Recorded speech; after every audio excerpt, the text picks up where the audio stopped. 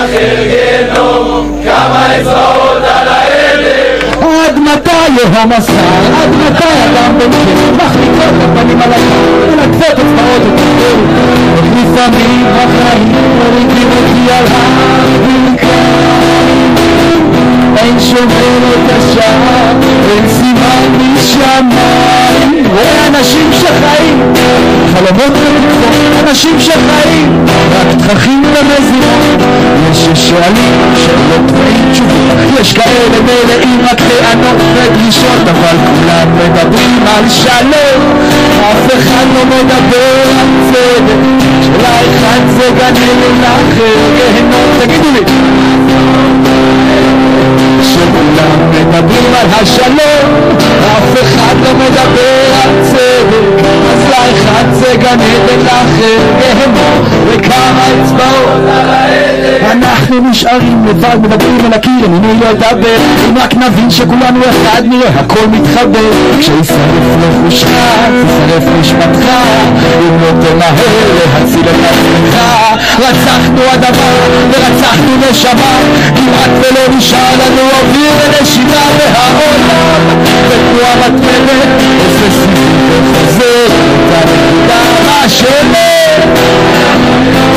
איך לוקחים את הכל במידה, שכולם מדברים על שלום, אף אחד לא מדבר על צדק.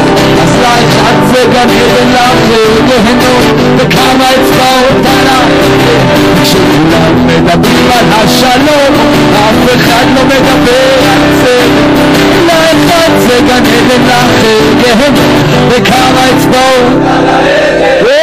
ויש אנשים שלוקחים בעלות על אלוהים, יש נאבקים, ועדים וסרטים. כמה מאיתנו באמת מקשיבים? כולם מדברים על שלום, מדברים על שלום, רק מדברים על שלום.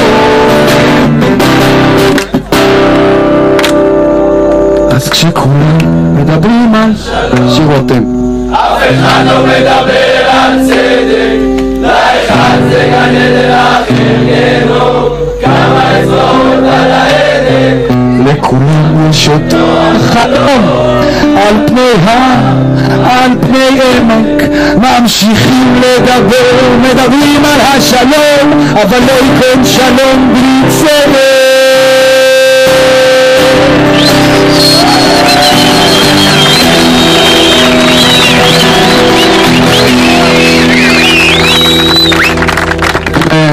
אוקיי, המיקרופון שלי מתחיל